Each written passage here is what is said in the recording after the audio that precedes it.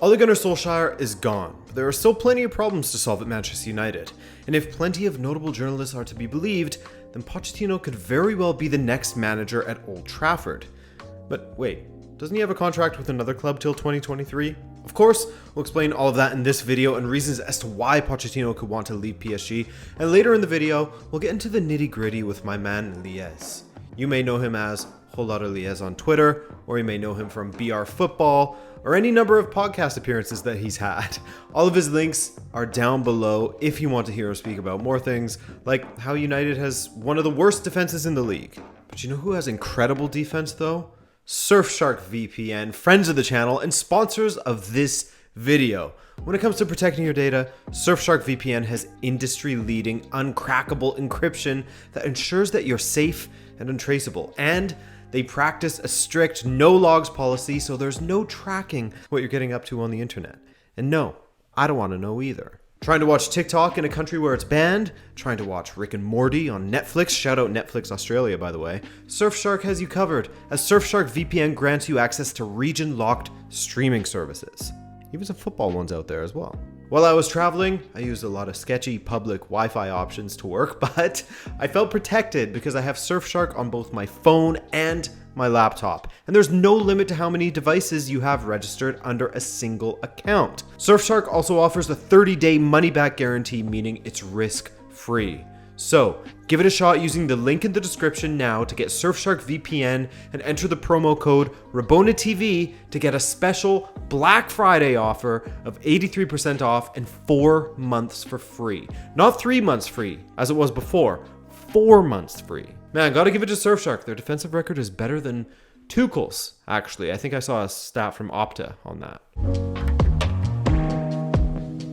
Plenty of top sources in England, you know, your Duncan Castles, Simon Stones, etc., are all alluding to the fact that Manchester United are now ready to put in a solid effort to bring Mauricio Pochettino back to the Premier League via United. He of course has a contract until 2023, but if PSG can convince Zinedine Zidane to take over, then perhaps this whole thing could be the perfect marriage of convenience. There are a few things that would lead me to assume that Pochettino would be open to leaving PSG. If you've been watching closely, then you might think so also.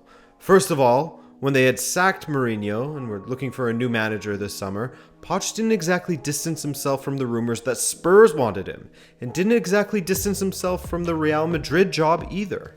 It seems as though he is adopting a similar approach this time, as the highly reputable RMC Sport from France have pointed out that, to their knowledge, he hasn't requested that he be let go of his duties at PSG. If he was to go, Leonardo and PSG would want Zidane to replace him, of course, as mentioned before. The PSG job would be far more interesting to Zidane than that of the United job, as more and more reports say that Zidane struggles with English, or at least has no desire to coach in English. You know, difference in language makes a big difference, nor in the Premier League. He has no draw to it. Now, there are of course rumors he is holding out for the France national side, but that he would also be open to PSG. The question is, will his Marseille affiliations cause him to say no? We'll see, but as things stand, the leverage is all in PSG's court as far as the Poch situation goes.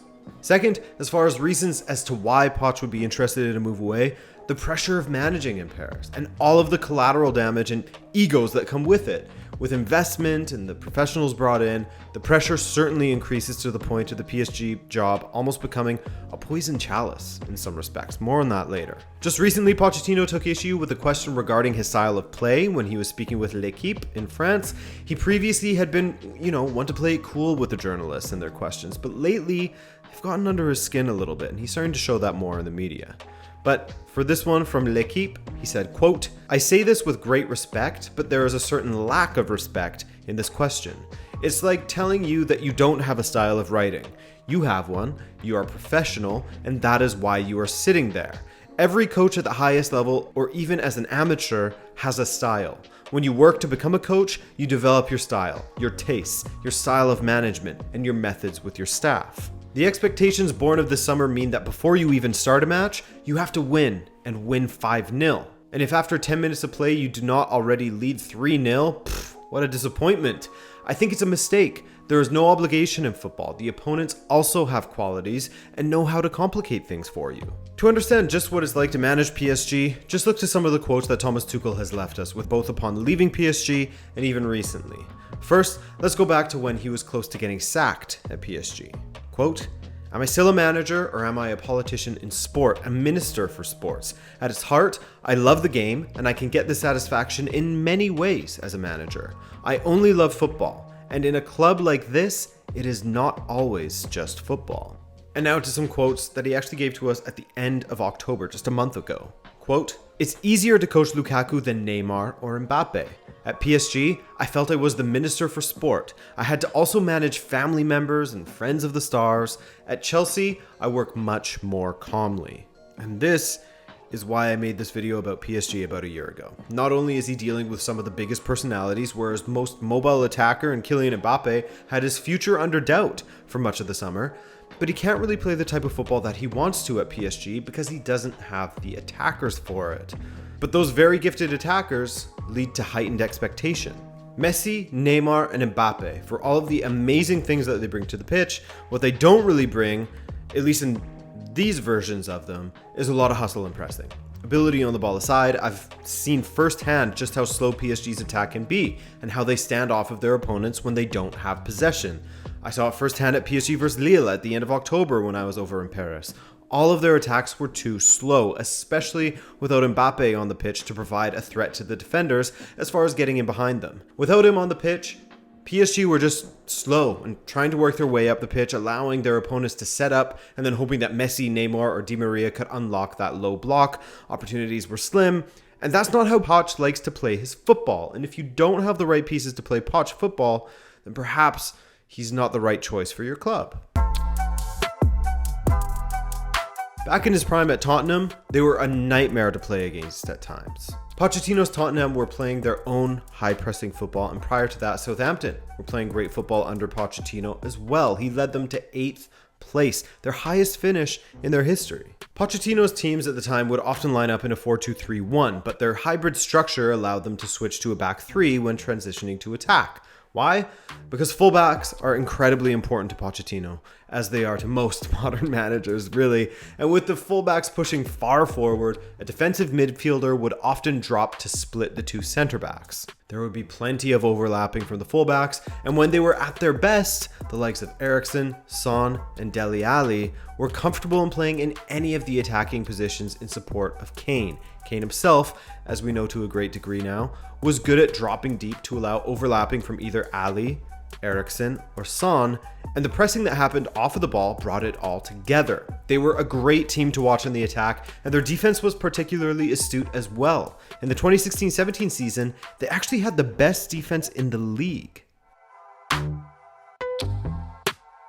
And speaking of defense, one of the biggest issues that Solskjaer had towards the end of his tenure, most notably, was United's terrible defensive record. He had it under control at times throughout his tenure, but it well and truly collapsed toward the end of it, didn't it? United are conceding more goals than they ever have under Solskjaer, more than they did at the end of Mourinho's reign. In fact, their defense is so bad at the moment, only the two bottom-of-the-table teams in Norwich and Newcastle have conceded more goals in the Premier League than Manchester United have. But not only is the defense in a miserable state, but the attack has been faltering lately. When you look at the goals scored in the league, United ranks 5th. Not great, not horrible. Tucked in between West Ham United and Crystal Palace, perhaps somewhat surprisingly. Of the 20 goals they've scored so far, just over 50% of them were scored in their first 4 matches. Since then, they've scored 9 goals across 8 matches. Beyond the failing attack and defense, he will also have to solve the question of what to do with United's midfield and attack. Matic, Fred, McTominay, Pogba, throw Donny van de Beek into the mix. Based off of his time at Spurs, perhaps Matic would drop between the center backs when they transition to attack to allow Shaw, and I guess it would be Dalot to roam forward. Dalot as a wing back or Wan-Bissaka. I think that Dalot adds a lot more going forward though. But you know who would have some better answers for this? My guy Lies, who is a prominent voice in the Manchester United community online. So let's check in with him. A lot of United supporters, I think yourself included, really, have said that, Erik ten Hag is the guy. That's the guy that everyone would like to have at their club in this moment. He is the flavor of the season, I guess you could say. But seeing these links to Pochettino now, and how there is apparently a real push to be made to sign him, that they're going to put in a genuine effort, what are your thoughts on that? I mean, yeah, you're definitely right. First of all, I think Erik ten Hag at this current moment would be my preference, to be the next Manchester United manager. I had my eyes really on Zidane. That would have been, for me, a surefire bet to get this team competing ASAP. Alas, we all know that really isn't going to happen. And that kind of leaves Erik ten Hag and Pochettino as like the two that people are looking at. And Erik ten Hag, I don't think is a likely candidate to come in at this current moment. Pochettino, with the news coming out recently, is very interested in taking over the Manchester United job, according to reports. He clearly is not enjoying himself at PSG. I mean, most managers tend not to, it appears. And this has been a job that he has always kind of eyed. I mean, when Mourinho first got fired, I think everyone kind of knew that Pochettino wanted the United job. And United, I think, wanted him at the time too, but Ole made himself so unsackable, or like you had to give him a new contract because of that run of form he went on, that the Pochettino dream kind of died there. Now he's at PSG, top of the league, top of their Champions League group. But I think most people know that it hasn't been a huge success under Pochettino. I think outside of ten Hag, he is a likely candidate, and I think he will end up becoming the next Manchester United manager. And I'm not blown away by him, I think he'd be a good manager for us. Yeah, it's definitely been one of those seasons where you look at the results for PSG and you think, oh, they're doing incredible. But anyone who has watched their games and seen how laborious and sort of disjointed their attack can be at times, I mean, it's the same sort of things that, you know, we started to see towards the end of Thomas Tuchel's tenure at PSG.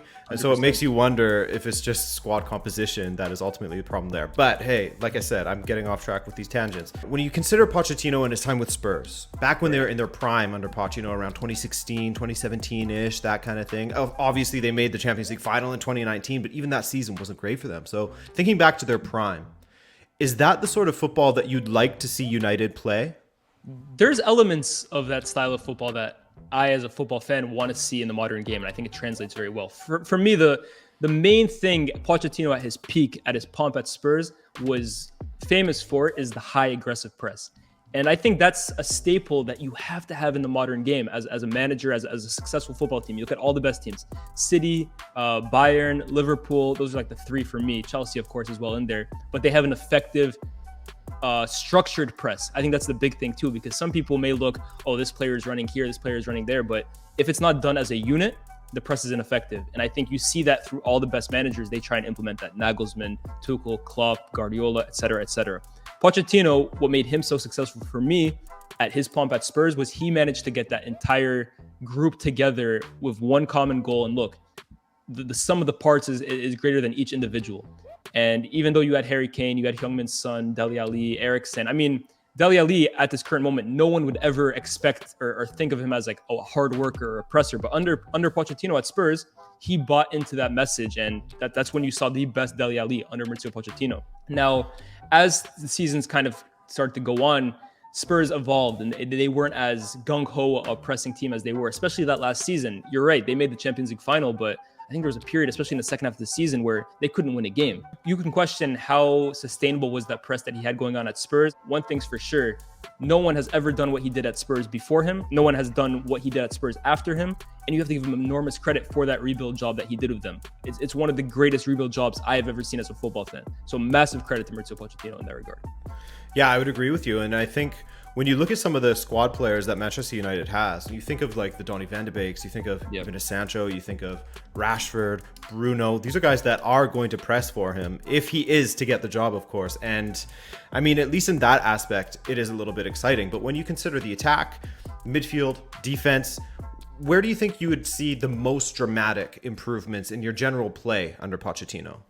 I mean, I'm going to give you the answer. I think all three of them. I really think United is at a point right now where we are so far behind in like the basics of football, at least the way I'm watching it, that people are saying, oh, I don't want this guy, I don't want this guy. I'm thinking we can only go up at this moment. But specifically what Pochettino himself can upgrade on, I think the midfield has really been an issue at United for a while now, even before Ole. Under Mourinho, under Van Gaal, under David Moyes, we have had to resort to Fred and McTominay playing in midfield, almost to kind of compensate for the fact that we can't control games or we can't find a balance between attack and defense. We put two workhorses in there and they cover the hard yards. I mean, we talked about it in that former Donny van de Beek video. On the subject of Van de Beek, though, we saw an amazing performance from Van de Beek, finally given the chance against Watford, and it really showed what he could do from a deeper position. Like I honestly thought about the video where we recorded Adrian. Wow, this is what this guy can do when given the chance. Van de Beek was a player that Pochettino himself was actually very interested in when he was at Tottenham. And in fact, not just him, a number of these United players he had his eye on. Maguire, Wan-Bissaka, Martial, Bruno, Van de Beek. It bodes well for the fact that, listen, he had a plan in place for one, if not all of these players at some point in time to take over in this PSG team and implement them into his system. Instead of just hiring a manager that has a good philosophy and, oh, he may work with our players, he may not, you have a guy that could potentially come to United today and make all these players work. That's enticing.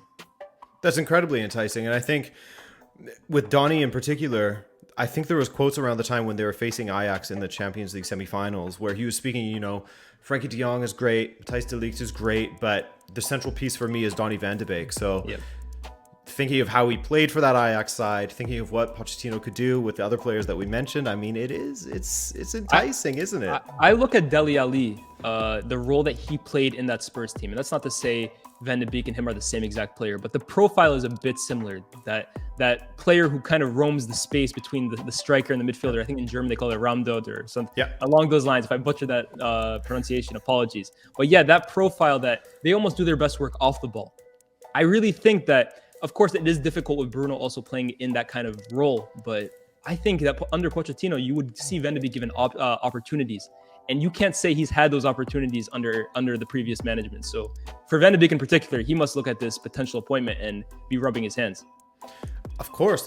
And, obviously there's going to be injuries that are picked up along the way. So, making up these lineups is always very difficult to try and fit everybody in. But, maybe there's a world where Bruno shifts a little further to the left, or on the right. Because he used to play Eriksen sort of as like a winger that would constantly be swapping with Dele Alli. So there's definitely room in there. I don't know where you fit in Pogba and all of this, but I mean, that's been the question for a really long time. But anyways, that's not a Pochettino problem. No, that's not a Pochettino problem at all. Let's say Pochettino ends up leaving PSG. He comes to Manchester United. Currently, you guys are 6 points back of West Ham for top 4. You're 12 points back of Chelsea in the league. Can't really see Chelsea relinquishing that lead at least on United. That's for sure. So what would success look like for Pochettino if he was to come into Manchester United in the next couple of weeks? Success for me, again, the league is over in terms of challenging for it, in fact, which is a bit depressing to say in the end of November, right? In a season where United fans came in with so much hope. But yeah, challenging for the league title in that regard is done. I think the bare minimum for whoever comes into this job is get us into the top 4 and get us into next summer where we're in a good position. That has to be the bare minimum. In fact, if Pochettino comes to United and fails to get us top 4, his job is at risk immediately. So for me, in terms of expectations, what goals does he need to reach? I say top 4, get far in the Champions League, but more than anything, establish a playing style in this team. And for me, I look at finding the balance between getting Cristiano Ronaldo firing in this team while also getting everyone involved and building a system and a structure that can support us defensively. Because I think that's the ultimate thing that really let Solskjaer down at the end. I mean, he had other flaws, but that was, for me, what completely collapsed United near the end. Yes. Pochettino, the minute he comes in, if he does, needs to find a solution to that. I don't know how he's going to do that. I don't know if he's tactically flexible enough to do that. But United's success for me this season is directly consequential on that action. Always great catching up with Liez. Do make sure to check him out using the links in the description below. If you need a VPN, Black Friday, you know what to do. Linked below. My name's Adrian. Do subscribe if you're new around here and want more football coverage from us at Rabona TV. And have a great day. Ciao.